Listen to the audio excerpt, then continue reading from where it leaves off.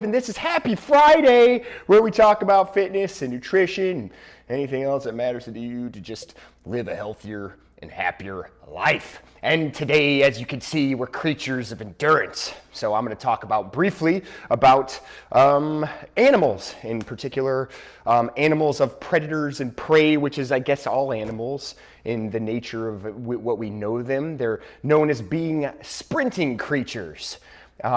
We know that cheetahs will have to run fast to catch the gazelle. The gazelle has to run fast and be agile to get away from the cheetah. And if you look at other creatures, the horse is a really fast animal, but it's only fast for short periods of time. It doesn't have that ability to go long, certainly not for a fast period of time. It couldn't run like a human can run for miles on end. A human can sustain it for beyond 26.2 miles. We're discovering we can go in hundreds of miles and continue to push. So what is the mindset in humans, based on our ability to endure, where we end up thinking that life is a sprint? And I think it's the mindset of thinking we want everything right now. And because of that, we don't see where our basic abilities are and what we can build off of and develop. And what am I actually saying by that is, and how I incorporate that in fitness is, well, so to speak, we make years of decisions that are unhealthy. We'll go through our entire life and we ingest all this crap in our bodies. And then all of a sudden we see this ad that says, in 12 weeks, you can lose 40 pounds. And we're like, woohoo! And all of a sudden we can correct 15 years of problems in 12 weeks. However, that's not really true, is it? Because fitness has done a great job in basically writing this narrative that you can do it quickly. We want it quick. We want everything right away. So all of a sudden we get this mindset of sprinting as opposed to endurance.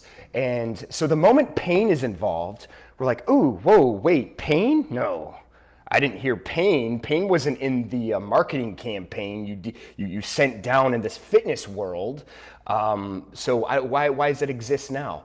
And the thing is, I don't understand, or I don't. I guess I can't. Let's just say in general, we shouldn't understand why we should be surprised. Of course, pain exists.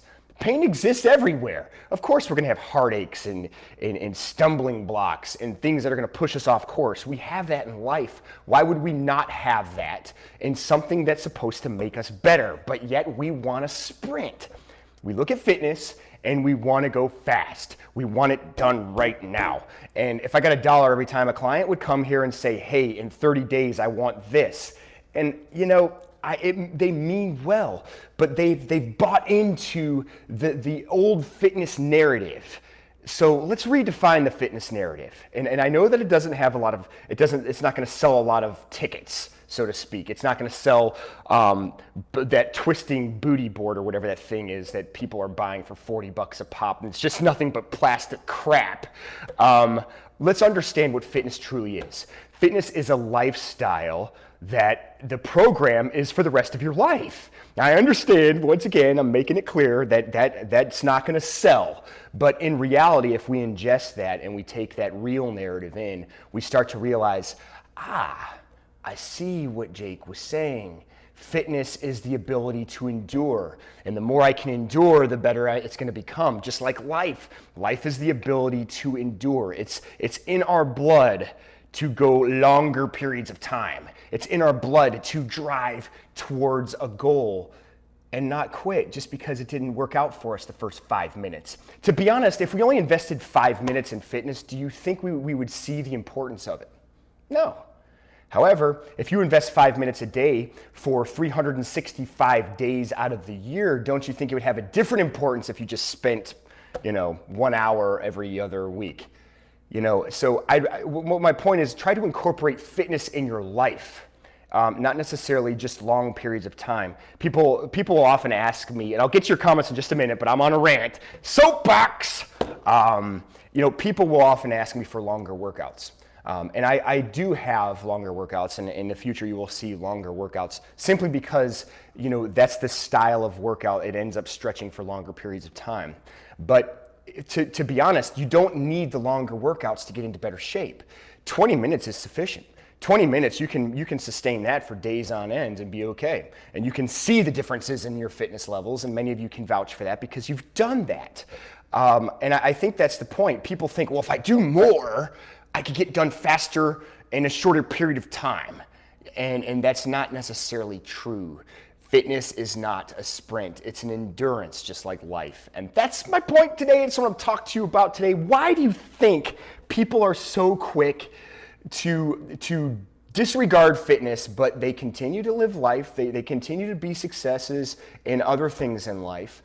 But they look at fitness and it's just like this different language. Have we lost our pain tolerance? Have we become soft? I kind of ranted last week about, toughen up, right? Come on, we got to be tougher as a society to be able to better ourselves to the next level.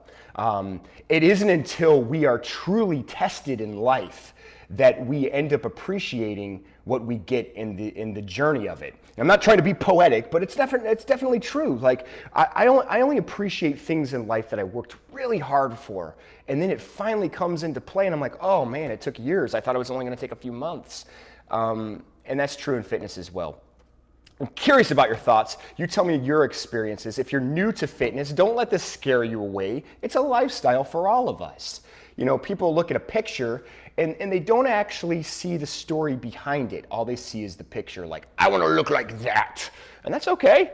But we don't know the story behind what it took to look like that. And sometimes it's just genetics, and people or fitness in general is preaching this false narrative, which drives me absolutely insane. All right, let's take some comments. Good to see everybody. Happy Friday. Good morning, guys. Warriors. Nice shirt. Yes, this is a honey badger.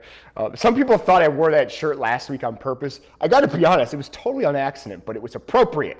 And it kind of fell into place. Yep, Scott, hope you recover well. Scott on here. Scott is recovering from surgery, but he will be back banging it out in the fitness world once again. Pretty sore. I'm teaching 3 classes today. That's a rough one. 3 classes. Is it for kids? Oh, that's tough. Kids have a lot of energy. People want what comes easy. They forget that anything worth getting requires hard work. Yeah, that's the point. When you're given everything, you're not used to working for it. That's why a lot of people who were born with this well, it's called ectomorph. It's a type of body type that you don't gain weight. You can eat whatever. You can have pancakes, cake, and whatever, and you're going to stay skinny.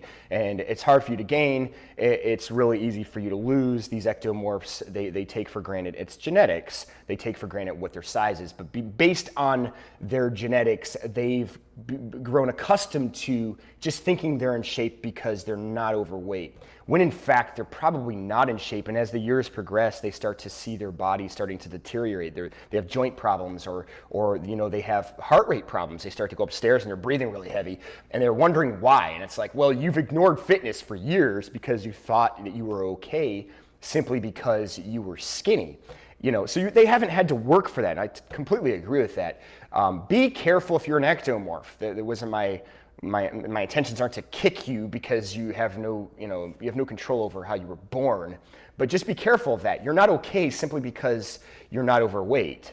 And you're not necessarily unhealthy if you are statistically overweight, and there's proof in that as well. It's where your heart rate is at. It's certainly where your muscle to weight ratio rests. So being overweight isn't always, a factor. Now, I will say, if you're, these massive bodybuilders that are taking steroids that are 310 pounds on this frame, people probably just assume they're healthy.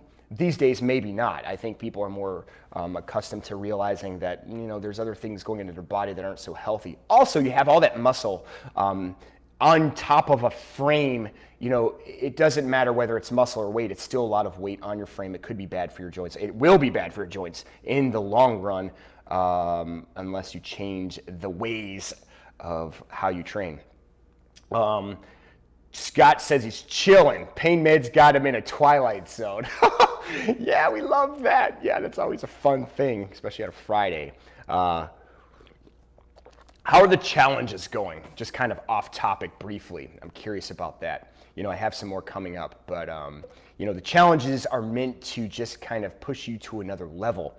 So don't be all bent out of shape if you don't complete the challenge. The idea isn't always to complete something, it's to see how far you can go, hence the challenge. So don't let it get the best of you. Come on. If you see some of the challenges, I'm even struggling in some of those as well. That's kind of the point. I want to challenge me too. Diz, it's fitness classes. Okay, well, it's even still 3 fitness classes. Especially if you're working out with your students, 3 fitness classes, busy Friday. And when you're trying to work out with them and give them instruction, people do not realize how tough that is. I salute you because that's not easy. I've done it. I do it. It's tough. It's fun though. That's why we do it, right? Also I have my little creatures behind me. You guys keep buying me furry little animals. So as long as you do, I'll probably continue to display them. And I got a honey badger over there. I've got some sloths. I even have Terry up here on the top. Terry's a pterodactyl. Yeah, I named him myself. So also let me bring up something else in regards to fitness. On Tuesdays, just kind of like a maintenance thing, so you understand what's going on for Tuesdays. Those of you who've been following along in the weeks, I have switched some of the tips and tricks. We're gonna keep doing that. But what I've decided to a year ago started to work on a program where it works in 4, 8, 16, 20-minute intervals or blocks, so to speak, and that's evolution training. So I'm going to start sharing more of the evolution training concept. A year ago I started working on it, and then I backed off on it, mainly because it was supposed to be a program designed for the website, and I pulled back on that, and now I kind of want to share it and see. Look, 4 minutes a day is motivating. Even if that's all you give, if you're doing 4 minutes a day and you keep it in your habit, your routine, you become more accustomed to doing it. We wake up, we have a routine. You wake up, you can spare those 4 minutes. And people would say, well, the 4 minutes, no. Believe it or not, 4 minutes will make an impact on your day. It would be like your new morning coffee. So that, expect that on the future Tuesdays. There will still be tips. There will still be certain tricks I'm going to share. But, for the time being, I want to start pushing the evolution thing. Okay, so let me go back to society. There's some things I wanted to bring up in regards to, people living cush lives, or people basically used to what life offers them, as opposed to what we're doing to offer people around us. And I heard it in the past. It was like a teacher saying, like, a teacher is like a candle. They consume themselves so that they can show others the light. And I always liked that, because that used to be the mindset of, and it probably still is the mindset of teachers, that's why they do it, but it used to be the mindset of society in general. Like, what can I do to have an impact on life in a good way? What can I do to show somebody a path that's better than what they're doing now and lead them in a better direction? Unfortunately, these days, and I'm not going to get off topic because it does correlate with endurance, but unfortunately, these days, it's all about what can I do? What's for me? And what I find interesting about that is, based on how selfish I think we've become as a society, we don't give ourselves the time and fitness that we should. It doesn't balance itself. Like, if we are that selfish, then everything would be about fitness for us. And I think there is a correlation between, we've been given things, whether it be technology, whether it be how easy things, how easily we can obtain things, just going to the market, picking some food up where we don't have to hunt for it anymore.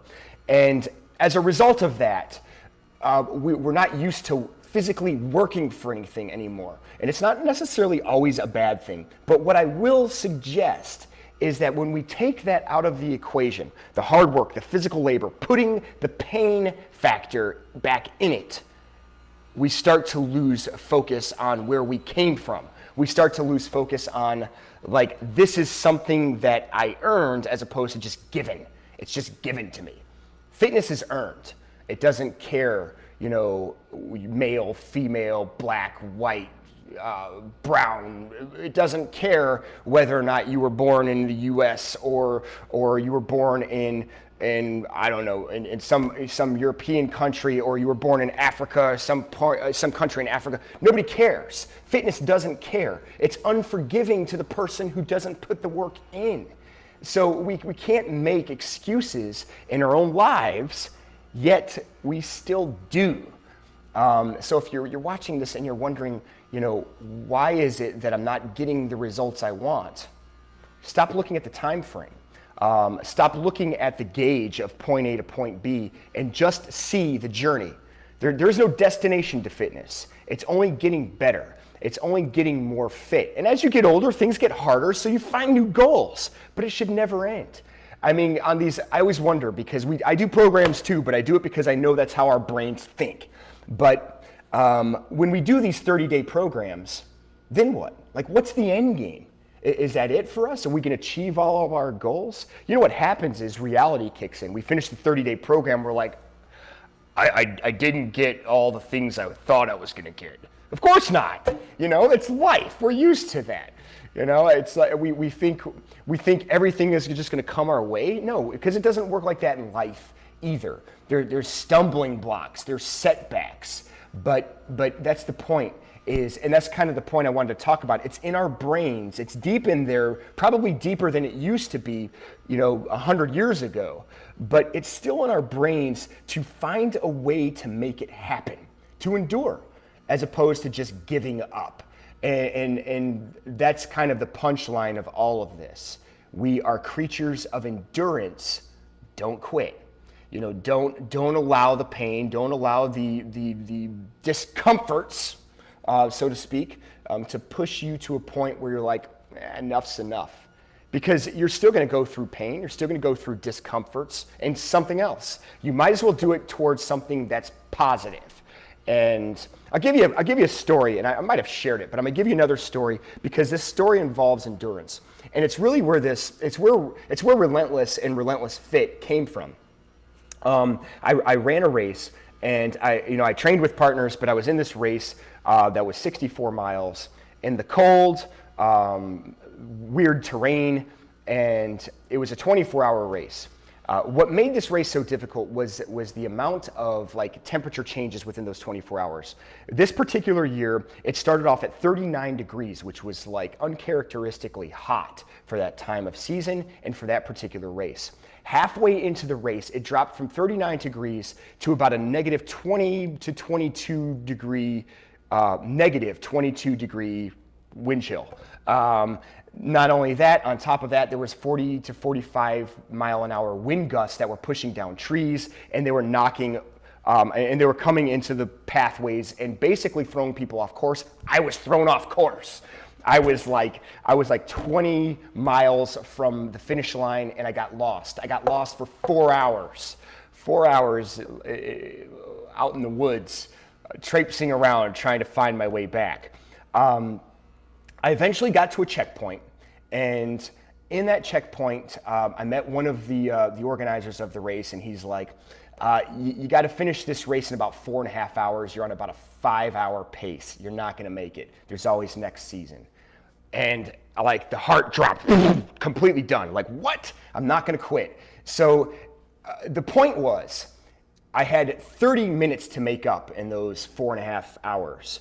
And the person that trained with me, part of my team, I considered a training team, and she's on this wall, so she knows this story, guided me back on course.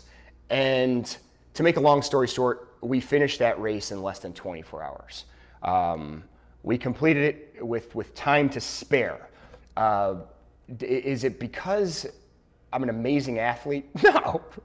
No, it's because of the training that went into it, and because of all the hours waking up at 3 a.m., throwing 90 pounds on and doing 10 miles a day. It's like I didn't do all that to just quit. You know, even if I didn't make it on time, I was going to finish that race that year.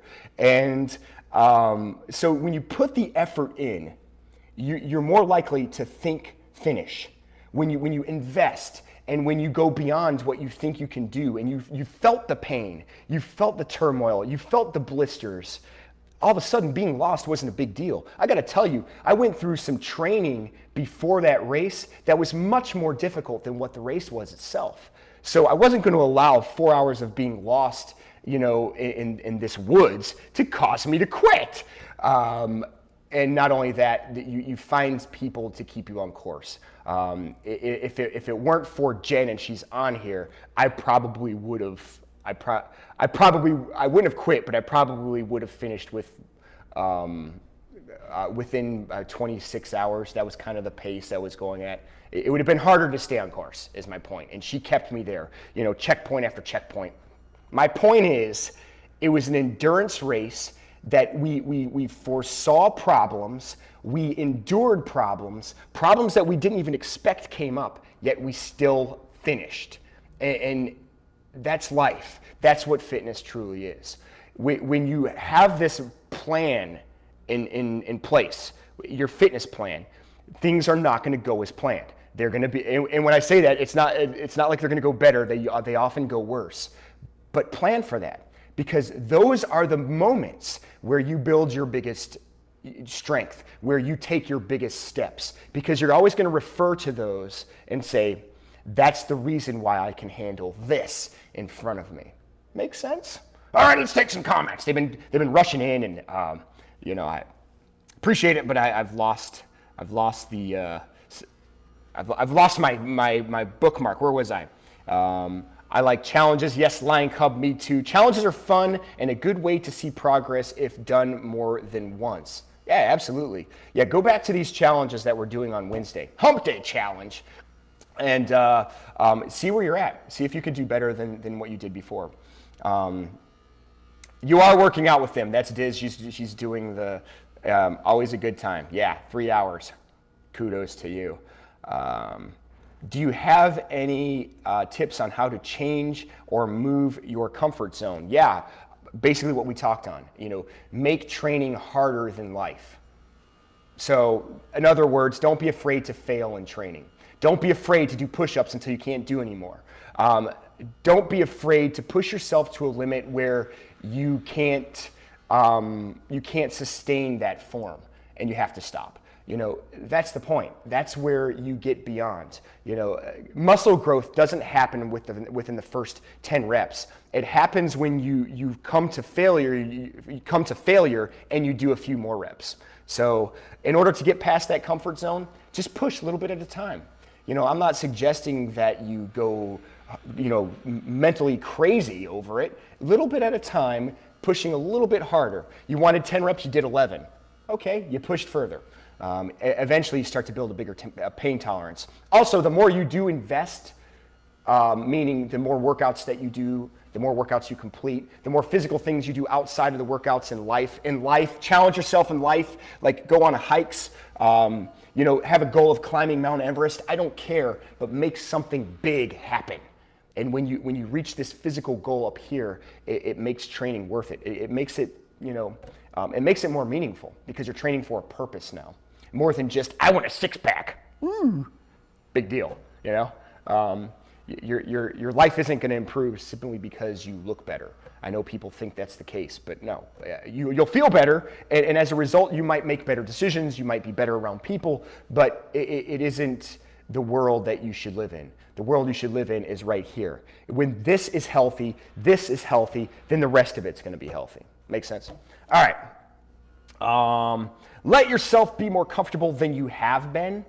Yeah, of course. Embrace the discomforts, because those are the growing pains that will cause you to achieve better things in your fitness world. If I miss a few days due to work commitments, it makes it a lot harder to get back into the routine. And I know work is not an excuse. Yeah, you're right, Timothy. But sometimes it does become that factor, which is why, even if you do miss, if you have those 4 minutes to spare, try the evolution. 4 minutes is better than 0 minutes. What those 4 minutes are going to do, I'm not saying it's going to make you in this elite shape or anything, but what it's going to do is it's going to remotivate your bloodstream. It's going to get those endorphins going again and remind your muscles like, yeah, I liked this feeling. Let's not miss this tomorrow. It's just a reminder. That's all. But you're right. Sometimes life punches us in the throat, and it's one of the reasons oftentimes fitness takes a back seat, and we have to be careful of that, because a fitter person is a more productive person in life, which means you hire somebody who is into fitness. If you're a business owner, hire someone who has ask him, do you have a workout routine? Because if they do, that means 1, they're good at time management. 2, they're concerned about their health, which insurance reasons, that's a good thing. And also 3, they're going to come into work focused because they're moving those endorphins. And they have that extra energy, to push past it. I want fit people working for me, or at least people who want to be fit working for me. All right, so if you're a small business owner, keep that in mind. There's Jen. I love that race. Yeah, I loved it too. It's several years ago and we still think about it. Which brings me to another point. Come up with something in your life. If you haven't already, sign up for some sort of race. It doesn't have to be a marathon. It doesn't have to be a running race. I didn't go into detail, but this particular race, you don't necessarily have to be a runner.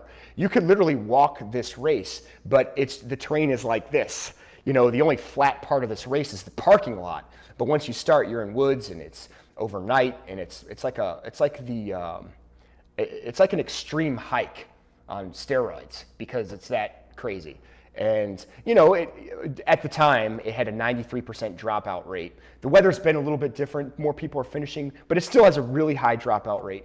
And that's part of the appeal, is that it's not an easy finish. And I think you should find something like that. Find something that challenges you beyond your levels, because not finishing is not failing. I think not challenging yourself is what failing is. Man, I got all these sound bites today. Moving on. The easiest way to get a six-pack is just a run to the gas station. Otherwise, you have to work for it. You're right, Scott. Scott, I can always expect your humor. I skipped something, though. There's a difference between hurting while you're working out and hurting yourself from working out. Some pain you can push through. Yeah, I'm glad you brought that up, because there is a difference between good pain and bad pain. And you have to learn to understand that difference. If you sprain your ankle and you force yourself to continue to run, that's wrong. Like, you don't be foolish about your training. When it's a real injury, that's something you don't push through. That's something you work around. Thanks for bringing that up, Scott. And then there's, of course, the pain where your muscles are crying and internally you're bleeding and you want to stop, but then you push through that and you get the extra push-ups. That's the good pain that I was talking about. And sometimes we misconstrue that with the other pain. You'll make yourself worse, and you'll make that injury worse if you don't listen to your body. Every couple of weeks, and every couple of workouts that focus on a certain muscle group, I will add weight just enough to feel it for a few days, but not so much that I get hurt. Yeah, that's terrific advice. You don't have to go crazy, like I said. Just keep a good tally of what you're doing, follow a good program, and keep your results. That would be the tally part. Like, I did 5 reps last week. I did 7 reps this week. I'm getting stronger. I added 5 extra pounds. You probably could have done it last week, but you're doing it this week. And just little by little, you start to see those improvements. The little things are what pushes you past that, like, discomfort in your brain that says, oh my goodness, I don't want to do this. And then there's that inner beast that's like, what's the matter with you? Get it done. All right. I still volunteer for it. Volunteering is an endurance event. That's Jen again. And when she's talking about it, she is talking about the race that we did. There's nothing more satisfying than being a part of a world that everybody can come together because everybody understands the misery that went into it. and yet you embrace that misery because it's that misery that defined you as a human. It wasn't a point A to point B. It was everything. This whole thing that encapsulated all the pain, all the training, the people that brought you together, the people that you met. Find something extreme. I mean that. Find something extreme, commit to it, sign up for it, and get a buddy, get a friend, get a family member, get a workout partner to do it with you, because that will put you in a better position. It will put you in this moment of mindset that says, hey, I have to train for this. Like, it all of a sudden becomes a part of your job. It becomes a part of your commitment. When you just train for a better physique, that's when I think the selfishness takes over, and you have nobody to be accountable for. Like, your buddy next to you doesn't care if you have better arms. They're impressed with it. They might be motivated by it, but they're probably not going to push you into the gym. However, if your buddy is training for the same event, they're going to make sure you're training just as hard as them. They're going to push you. You're going to push them. And as a push-pull, you guys will make yourselves stronger. You'll make your minds more resilient, and perhaps will become that resilient, stronger human that was able to endure in the past, that we can do it once again in the present. So I hope that makes sense. That was kind of like a follow-up to last week. That I think we should just have this focus that most people are over here these days. They're living in this bubble, and then at the same time they have the temerity to say, well, how do I do it? Well, you've been living in your little safe space. A fitness person understands that their safe space involves 4 walls of pain, 4 walls of dumbbells, 4 walls of body weight exercise, drenched in sweat, maybe some tears, and perhaps occasionally a little blood. But we feel better about ourselves when we walk out of those 4 doors or those 4 walls into society, because we know, hey, life hits me hard. Fitness is no big deal anymore. And the beautiful thing is, as we get fitter, I think we can start handling life a little bit better as well. So it's one of those things. I'm not saying that fitness takes you out of depression. I just think it helps to reduce that type of depression. I'm lucky, I don't have to face those things. Some people go through it more than others, but fitness is a way to help you, combat that. It gives you a better ability. And to me, the best antidepressant is to put on some padded gloves and pound the crap out of something. I mean that sincerely. Go to your local kickboxing place and say, hey, give me some mitts, give me some gloves, let's spar a little bit. You'll feel better. I don't care who you are. When you punch something, not inflicting pain on somebody else unless it's fun pain and you're sparring with a buddy. I'm not condoning, unnecessary violence. But what I am saying is that, we all are lifted by having the ability to feel empowered by something. I talked about weights the other day, where it's like weights are great because they make you stronger. They help pull your shoulders back, push your chest out. You feel better about yourself. Kickboxing, boxing, MMA, all that stuff, it all does the same thing too. You realize, wow, I didn't realize I could do that. And you have just empowered yourself to handle more problems in life. And suddenly life, was down here. It might be just a little bit higher, but the point is it's a little bit higher. And you've made it that much better. If you were going to skip the gym today, you owe it to yourself. Don't do it. Don't skip the gym. Do something. Find a treadmill. Find an elliptical. Find something to keep moving your blood around and keep building those endorphins and getting that norepinephrine, that dopamine, that serotonin. Make your mind better, because you're worth giving yourself at least 20 minutes a day. Don't skip the gym today. Leanne, I love kickboxing. Leanne, good to see you. I hope you're doing well. Leanne, you're an awesome girl. I hope you are pushing through that pain factor. I love kickboxing after I've had a bad day. Great way to punch and kick the stress out. There you go. Let's end with that, guys. Really appreciate all the comments. Really appreciate the animals. And yeah, the little honey badger over there. It's fine. Honey badger right here. Yeah, you should have the honey. You know, if you want to look like a sloth, that's cool because sloths are cute. But you should have the mindset of a honey badger. You know, don't worry about what don't worry about what people think of you. You know, basically, if you have a goal, you have a mission, and it's not hurting other people, keep pushing forward towards that goal. It's worth it, and you will push other people to their limits. Forget safe spaces, punch stuff. Woohoo! Did I say safe space? I probably did. I don't obviously don't agree with that. I think when you feel like you need a safe space, you have grossly underestimated your ability to handle things. And we are insulting a generation behind us. We're insulting you guys for when we're telling you to go to your safe space. What I'm saying is I'm saying you can't handle it. And you know what I'm telling you? You can handle it. Get out of the safe space. You're tougher than that. You're tougher than what society is telling you are.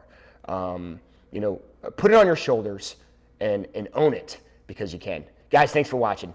One more comment. All right. Loving these live sessions. Thanks, Jake. I never thought I loved strength training that much, but you are right. It makes me feel great when I finish.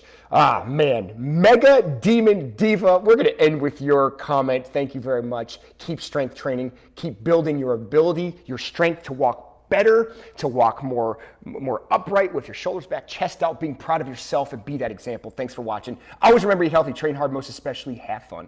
I'm Relentless Jake. You remember to stay focused, stay dedicated, and I'll see your beautiful faces next time. Don't forget, tomorrow, join us live. Speaking of evolution training, that's tomorrow. 20 minutes. It's a beatdown, but it's worth it. Join us, 8 a.m. Central Standard Time. Okay, I'm out. Bam! And then